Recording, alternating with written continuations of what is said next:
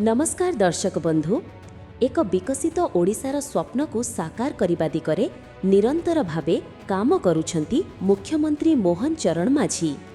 राज्यर प्रत्येक गाँ, प्रत्येक परिवार एवं प्रत्येक अंचलर विकास को सर्वोच्च प्राथमिकता दे आगे चलीछंती मोहन माझी। दर्शक बंधु, मनीषर जीवन रे गोटिए पक्का घर केवल चारोटी कांथ नुहे, एहा हेउछि सुरक्षा, सम्मान एवं एक उज्ज्वल भविष्यतर प्रतीक। एही भावना को नहीं गरीब और असहाय परिवारंक मुहरे हस फुटाइबा पई अंत्योदय गृह योजना को अधिक गुरुत्व देउछंती मोहन माझी। आज ओडिशार हजार हजार परिवारंक पई आशार आलोक होई उभा होईछि एही योजना। कारण मोहन माझींक नेतृत्व रे सरकारंक लक्ष्य केवल घर देबा नुहे, बरं प्रत्येक परिवार को एक सुरक्षित जीवन देबा। दर्शक बंधु, वर्ष वर्ष धरी अनेक परिवार कच्चा घर रे जीवन बिताउथिले। वर्षा आसिले चिंता, बात्या आसिले भय एवं परिवारर सुरक्षा को नहीं अनिश्चितता रहुथिला।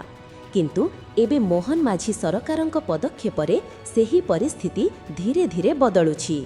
वर्षा है आम अन्य जगह को जाऊ, पानी गलुला घरे बहुत असुविधा नागुला।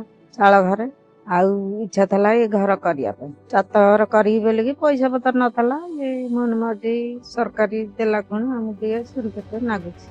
प्रत्येक पक्का घर सह जोड़ी हेउछि एक नुआ भविष्यत। प्रत्येक घर सह बढ़ुछि गोटिए परिवारर आत्मविश्वास। आउ एही परिवर्तनर केन्द्रबिंदु रे रहिछंती मोहन माझी।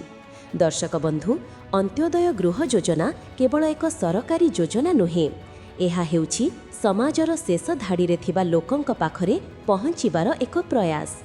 एहा हेउछि मोहन माझींक अंत्योदय दर्शनर प्रतिफलन।